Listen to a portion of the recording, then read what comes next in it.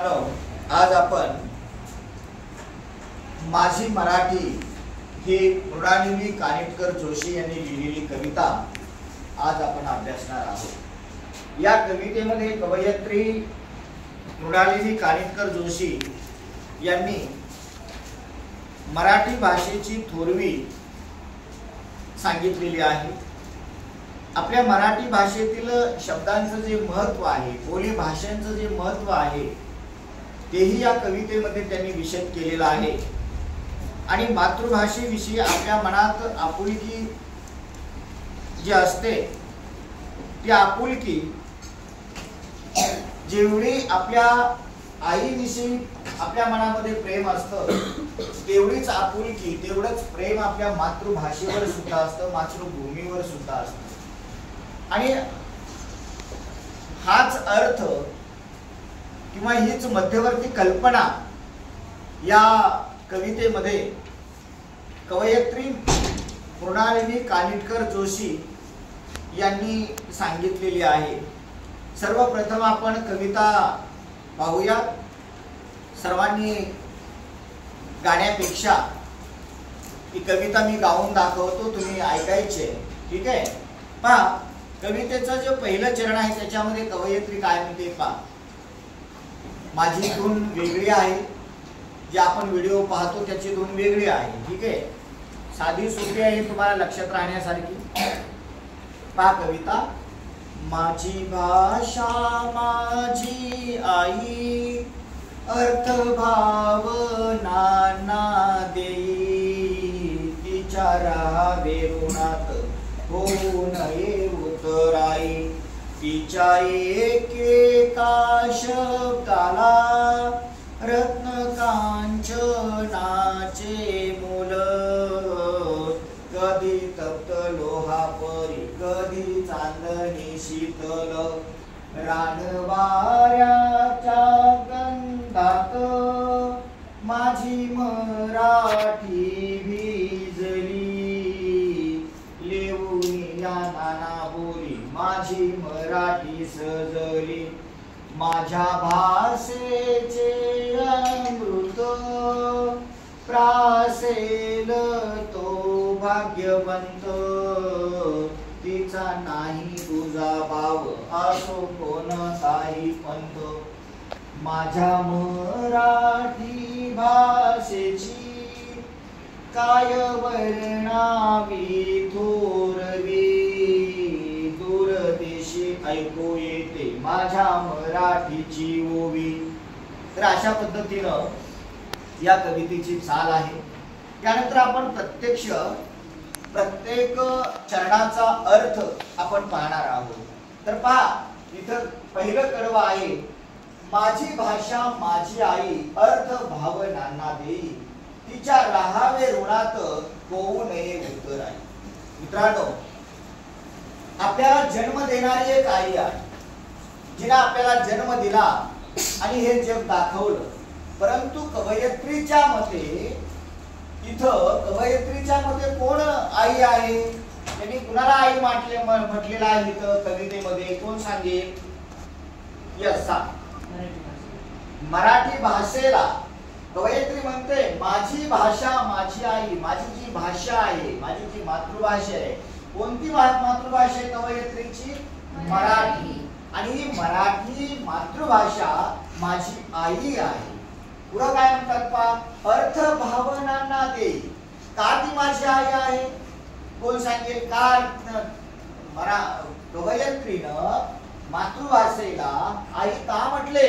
Yes बेटा, आपल्या भावनांना मराठी भाषा अर्थ देते। यस, आपल्या भावनांना मराठी भाषा अर्थ देते, है ना?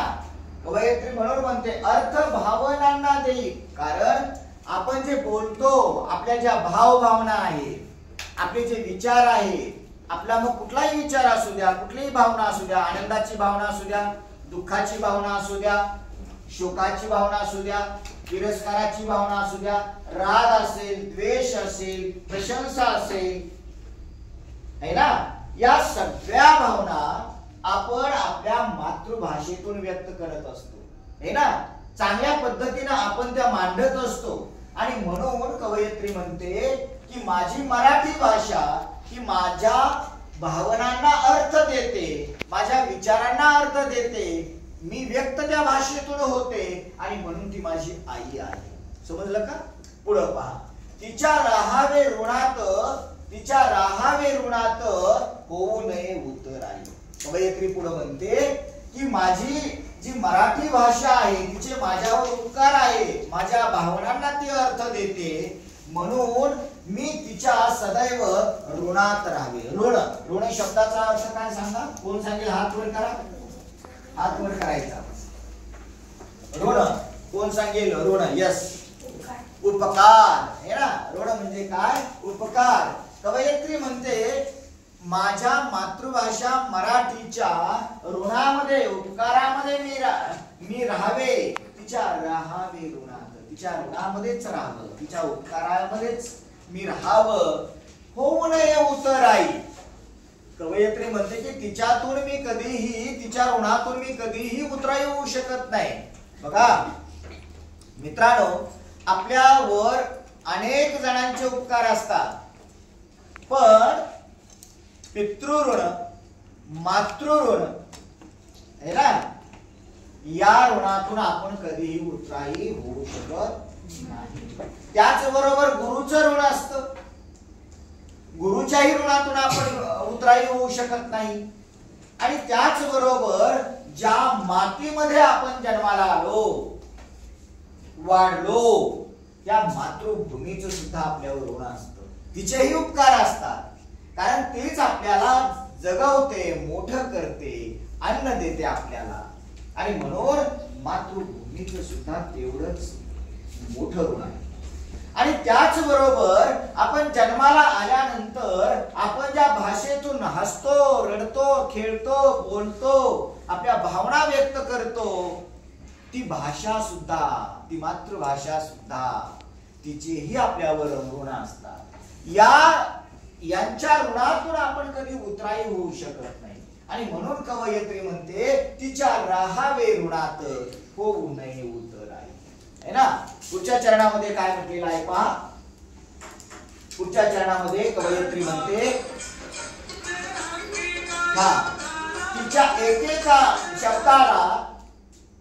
एकेका शब्दाला रत्न कांचनांचे मोल. बघा आपली मराठी भाषा किती श्रेष्ठ आहे, तिचं किती महत्व आहे, हे या चरणातून कवयित्रीने स्पष्ट केलेलं आहे. कवयित्री काय म्हणते? तिच्या एकेका शब्दाला रत्न कांचनाचे मोल. त्या माझ्या मराठी भाषेतील जो एक शब्द आहे, तो प्रत्येक शब्द त्या शब्दाला रत्न, हिरे, माणिक, मोती, रत्न माहिती आहेत ना. कांचन, वाट कांचन, कोण सांगेल? कांचन. हात वर करा.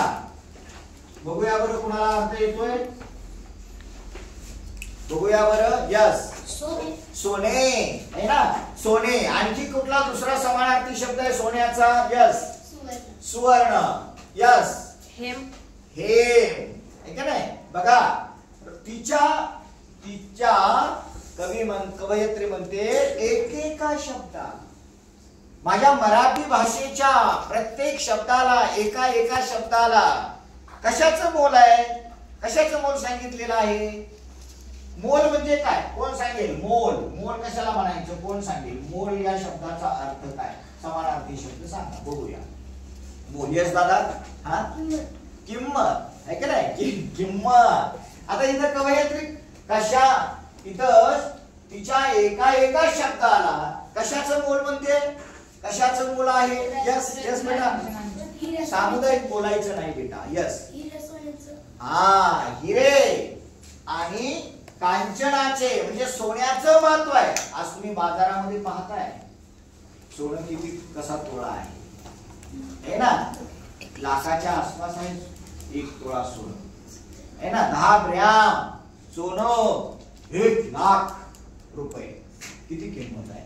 आणि त्याच्याही पुढं जी रत्न असतात, हिरे, माणिक, मोती, पाचू, आहे का नाही, ते तर त्याच्याही पेक्षा महाग असतात. पण कवयित्रीमध्ये त्याच्यापेक्षाही रत्न कांचन आहे, त्याचं मोल माझ्या मराठी भाषेच्या प्रत्येक शब्दाला आहे. म्हणजे एवढे माझ्या मराठी भाषेतील शब्द किमती आहेत. बघा ना, एखादा शब्द आपल्याला आठवला नाही बोलताना, वाक्य बोलत असताना आपल्याला शब्द आठवला नाही, पंचायत होऊन बसते का नाही? त्या वाक्याला अर्थ प्राप्त होईल का हो? होणार नाही. आपलं बोलणं पूर्ण होईल का हो? नाही होणार. म्हणजेच आपल्या एका शब्दामुळं आपलं बोलणं, जर आपल्याला तो शब्द नाही आठवला तर निरर्थक. म्हणजे त्या शब्दाला किती महत्व आहे ना. आणि म्हणून कवयित्री म्हणते तिच्या एकेका शब्दाला रत्न कांचनाचे मोल. पुढे काय म्हणते बघा, कधी तप्त लोहा परी, कधी चांदणी शीतल. है ना. कधी मराठी भाषेचे शब्द कवयित्रीला कसे वाटतात, कोण सांगेल? कसे वाटतात कवयित्रीला ते शब्द कधी कधी? यस, कोण सांगेल बघूया बरं. यस दीदी सांग. हा, इथं पा तप्त लोहा परी. तप्त म्हणजे उष्ण, तापलेल्या. लक्षात आलं का? पा तप्त लोह. लोह म्हणजे काय? लोखंड. आहे की नाही? लोखंड. परी म्हणजे सारखे, सम. आहे की नाही? कसे आहेत शब्द मराठीचे? कधी कधी ते तापलेल्या लोखंडासारखे आहे. है ना. तापलेलं लोखंड आपण हातात घेतलं, चटका बसतो का? बसतो का नाही? गरम लोखंड आपल्या हाताला लावलं, चटका बसतो, वेदना होतात.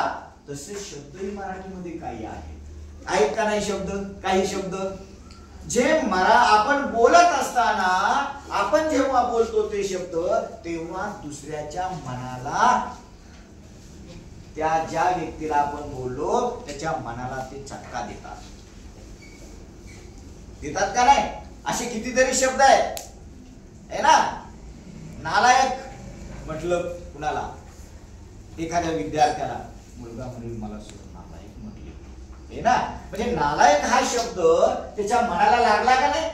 असे कितीतरी शब्द आहेत. आपण वाईट बोलतो, तुला काही कळतच नाही.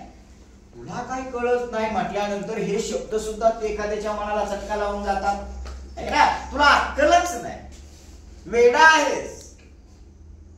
है ना. तप्त लोहापरी ते शब्द चटका देऊन जातात. पण काही वेळेला काय होतं, तेच शब्द कधी चांदणी शीतल. परंतु माझ्या मराठी भाषेतील ती मराठी भाषा माझी कशी आहे? कधी तप्त लोहापरी आहे, तर कधी ती कशी आहे? शीतल, चांदण्यासारखी आहे. शीतल, व्हॉट शीतल? यस. शीतल म्हणजे थंड, शीतल. आहे की नाही? शीतल चांदण्याप्रमाणे आहे. म्हणजे बघा, आकाशामध्ये चंद्र उगवतो, चांदण्या पडतात म्हणजे खाली पडत नाही का? पडतात का? नाही. आहे ना. चांदण्या आकाशामध्ये दिसतात, चांदणं विखुरलं जातं आकाशामध्ये. आणि त्यावेळेला ते चांदण्याचा प्रकाश, त्या चंद्राचा प्रकाश ज्या वेळेला आपल्याला मिळतो, त्यावेळेला त्या प्रकाशामध्ये आपल्याला आनंद मिळतो का नाही? दुपारी बसलो सूर्याच्या उन्हामध्ये, कडक ऊन पडलंय सूर्याचं, त्याचा प्रकाश पडलाय आणि आपण बसलोय उन्हामध्ये कपडे काढून. काय सुंदर ऊन आहे म्हणतो का रे? चैत्राच्या उन्हात बसवलं तुम्हाला, एप्रिल मेच्या महिन्यातल्या उन्हात, तुम्ही म्हणाल का वा वा वा काय सुंदर ऊन आहे सूर्याचं, म्हणाल का? पण चंद्राचं ऊन, चंद्राचा प्रकाश, ऊन म्हणण्यापेक्षा प्रकाश, चांदण्याचा प्रकाश तो कसा आहे? थंड, मनाला हवाहवासा वाटणारा. म्हणजे सूर्याचा जो प्रकाश आहे, सूर्याचा प्रकाश म्हणण्यापेक्षा त्याचं जे ऊन आहे, त्याचे जे तप्त किरण आहेत, ते आपल्या मनाला नकोशी वाटतात. बरोबर का? पण चंद्राचा प्रकाश, शीतल असं, थंड असं चांदणं, ते मात्र आपल्याला हवंसं वाटतं. थंडगार वाटत. आणि कधी ते शब्द कशा आहेत, शीतल अशा, थंडगार अशा, चांदण्यासारख्या ना. म्हणजे दोन्ही प्रकारचे मराठी भाषेमध्ये शब्द आहेत. तिसऱ्या याच्यामध्ये काय सांगितलेलं आहे पहा कवयित्रीनं. पहा कवयित्री काय म्हणते, रान वाऱ्याच्या गंधात, रान वाऱ्याच्या, त्याच्या अगोदरच गेला.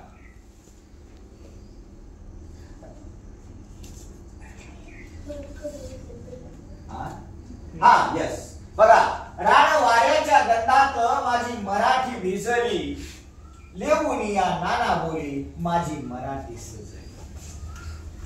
मराठी भाषा कशामध्ये भिजलेली आहे कवयित्री म्हणते, कशामध्ये भिजलेली आहे, यस यस बेटा, रान वाऱ्याच्या गंधामध्ये भिजलेली आहे. रान वारा, रान वारा म्हणजे काय, रानातून वाहणारा वारा आहे ना, शेतातून वाहणारा वारा, जमिनीवरून जो वारा वाहतो तो रान वाराच की, रानातून येणारा वारा.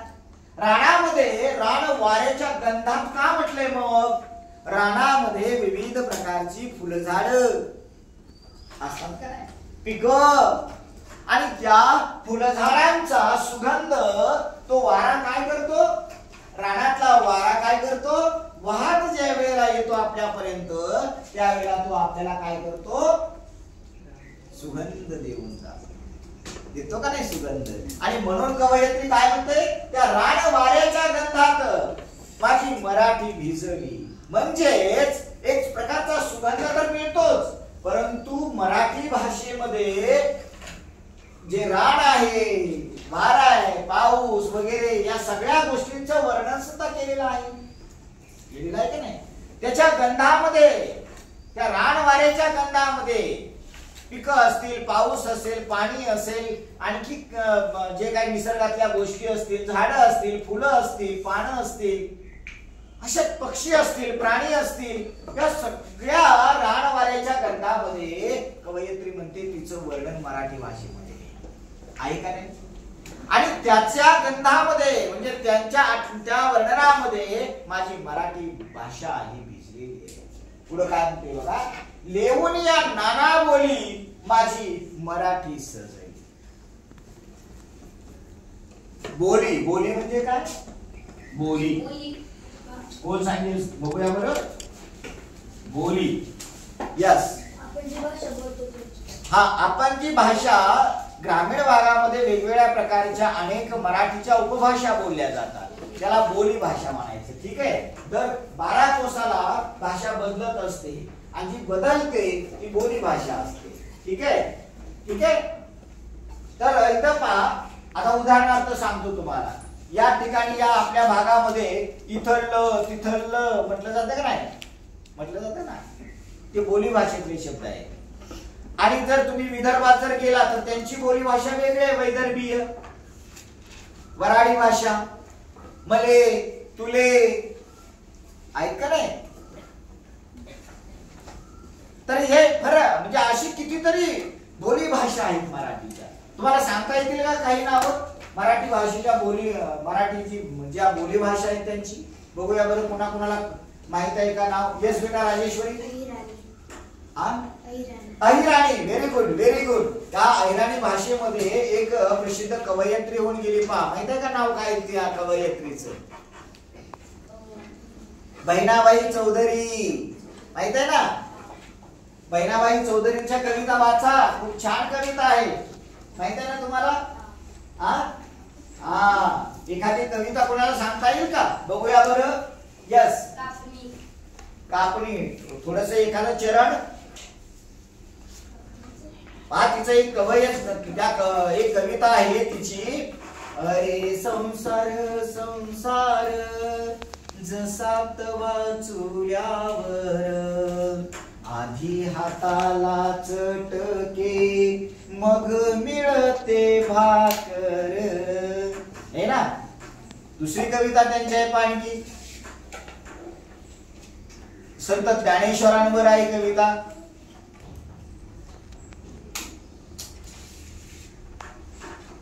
अशा कितीतरी कविता आहेत त्यांचे. ते खोप्यामध्ये खोपा कविता आहे पहा. अरे खोप्यामध्ये खोपा जीव सुगरणीचा कोपा माहित आहे का कविता ती? हा नाही माहित तुम्हाला नवीन कविता माहित आहे, जुन्या कविता माहित नाही तुम्हाला. तर पहा तिथं कवयित्री काय म्हणते पहा की लेवून या नाना बोली माझी मराठी सजली. तिने सांगितलं एक भाषा अहिराणी. आणखी कुणाला सांगायचे? बरोबर यस हा वऱ्हाडी बरोबर, कोकणी, खानदेशी बरोबर आहे, डांगी आहे का नाही, अशा कितीतरी कोल्हापुरी आहे, नगरी भाषा आहे, समजलं का नाही? अशा कितीतरी भाषा आहे. जवळजवळ मराठी भाषेच्या 50 बोली भाषा आहे, त्याच्यापेक्षा जास्तच आहे. ठीक आहे, लक्षात घ्या. तर या सगळ्या भाषेंनी ती कवयित्री काय म्हणते? लेवून या नाना बोली. त्या माझ्या मराठी भाषेनं हे या नाना बोली उपभाषा परिधान केलेले आहे, घातलेले आहे आणि ती सजलेली आहे. जसे एखादी स्त्री अलंकार घातल्यानंतर ती सजते, एखादी स्त्री मात्र अलंकार घातल्यानंतर ती सजते, त्याप्रमाणे माझी मराठी भाषा सुद्धा अनेक बोली घालून सजलेली आहे. पुढं माझ्या भाषेचे अमृत प्राशेल तो भाग्यवंत. कवयित्री पुढे काय म्हणते बघा, माझी जी भाषा आहे मराठी भाषा, त्या भाषेचं अमृत भाषा, माझी जी भाषा आहे ती अमृत आहे. संत ज्ञानेश्वरांनी म्हटलंय ना, माझा मराठाची बोलू कौतुके परी अमृतातही पैजा जिंके ऐसे अक्षरे रसिके मिळ. म्हणजे संत ज्ञानेश्वर म्हणतात की मी असे अक्षरे मराठीमध्ये निर्माण करेन की ते अमृताला सुद्धा जिंकतील. आणि तसं झालं ना, संत ज्ञानेश्वरांनी ज्ञानेश्वरी लिहिली का नाही, आज सुद्धा ज्ञानेश्वरीचं घराघरामध्ये वाचन केलं जातंय. का वाचन केलं जातं? तिच्यामध्ये असलेला गोडवा आहे ना. आणि म्हणून कवयित्री म्हणते, काय म्हणते कवयित्री सुद्धा की माझ्या भाषेचे अमृत, माझे जे मराठी भाषेचं जे अमृत आहे ते तो जो पील प्राशल, प्राशल म्हणजे काय? पिणे. प्राशेल म्हणजे पील, प्राशेल म्हणजे पील, प्राशन करणे म्हणजे पिणे. इथं प्राशेल शब्द आहे. प्राशेल तो भाग्यवंत, जो पील तो भाग्यवंत आहे. म्हणजे ज्यांना ज्यांना मराठी भाषा बोलता येते, ज्यांना ज्यांना मराठी भाषेचं अमृत मिळालं, ती सगळे भाग्यवंत आहेत. म्हणजे बघा, आपण महाराष्ट्रामध्ये जन्माला आलो, आपण किती भाग्यवंत आहोत. आहेत का नाही आपण भाग्यवंत? बाबांनो, मराठी भाषा ही फार मोठी महत्वाची भाषा आहे, महान भाषा आहे, श्रेष्ठ भाषा आहे, जिचा नाही दुजाभाव. कवयित्री पुढे म्हणते की माझी मराठी भाषा दुजाभाव करत नाही. दुजाभाव म्हणजे काय? भेदभाव. दुजाभाव, दुजाभाव करणे म्हणजे भेदभाव करणे. मराठी भाषा कधी भेदभाव करत नाही. बघा, आपल्या महाराष्ट्रामध्ये अनेक जातीचे, अनेक पंथाचे, अनेक धर्माचे लोक राहत आहेत, पण कधी मराठी भाषा म्हटली का हे तू त्या धर्माचा आहे, तू महाराष्ट्रामध्ये राहू नकोस. कुठल्या मराठी किंवा कुठल्या दुसऱ्या प्रांतीय माणसाला म्हटली का हे तू उत्तर प्रदेशाचा आहेस, तू मला शिकू नकोस, नाही. तिला कधीही तुझ्याभाव केला नाही. या महाराष्ट्रामध्ये सर्व जातीच्या, धर्माच्या, पंथाच्या वेगवेगळ्या लोकांना तिने सामावून घेतलं. म्हणजेच माझी मराठी भाषा दुजाभाव करत नाही, भेदभाव करत नाही. असो कोणताही पंथ, कुठला जरी पंथ असला तरी सुद्धा माझी मराठी भाषा भेद करत नाही, असं या कवितेमध्ये म्हटलेलं आहे. पुढे शेवटच्या चरणामध्ये कवयित्री काय म्हणते बघा, माझ्या मराठी भाषेची काय वर्णावी थोरली. माझी मराठी भाषा एवढी महान आहे, एवढी श्रेष्ठ आहे की तिची काय मी थोरवी वर्णू. मी लहान आहे तिच्या पुढं, आहे ना. कवयित्री म्हणते मी लहान आहे आणि मी लहान असताना या मराठी भाषेची मी थोरवी. थोरवी, थोरवी म्हणजे काय सांगा, कोण सांगेल? थोरवी शब्दाचा अर्थ हात वर करा. थोरवी, हा यस बेटा, महानता. महानता आहे ना. कवयित्री म्हणते की मी लहान आहे आणि माझ्या तोंडून माझ्यासारख्या छोट्या कवयित्रीनं मराठी भाषेची थोरवी, महानता काय म्हणून वर्णावी. कारण तिची थोरवी, तिची महानता, तिचं श्रेष्ठत्व मी किती जरी वर्णन केलं तर पूर्ण होईल का? नाही पूर्ण होणार.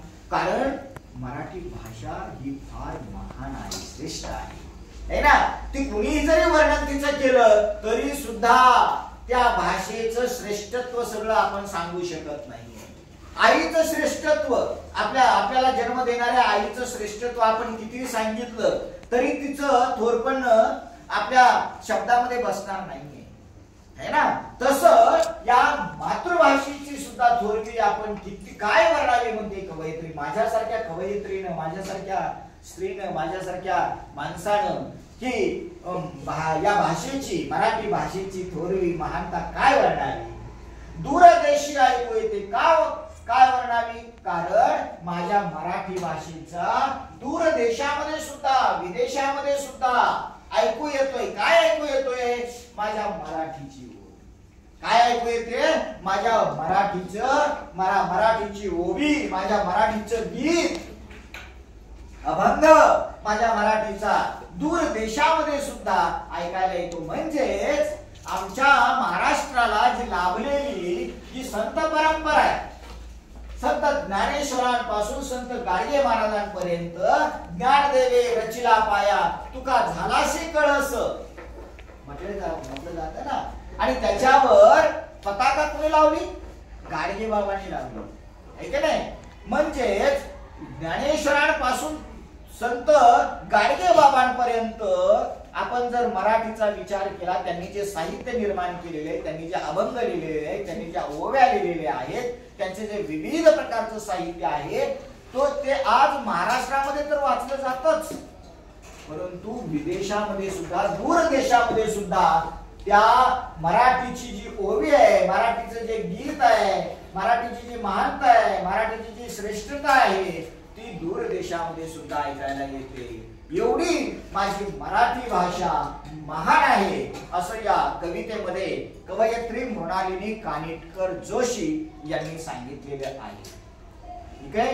या कवितेच्या खाली जे स्वाध्याय आहे तो स्वाध्याय लिहायचा आहे आपण. ठीक आहे, ठीक आहे, ओके.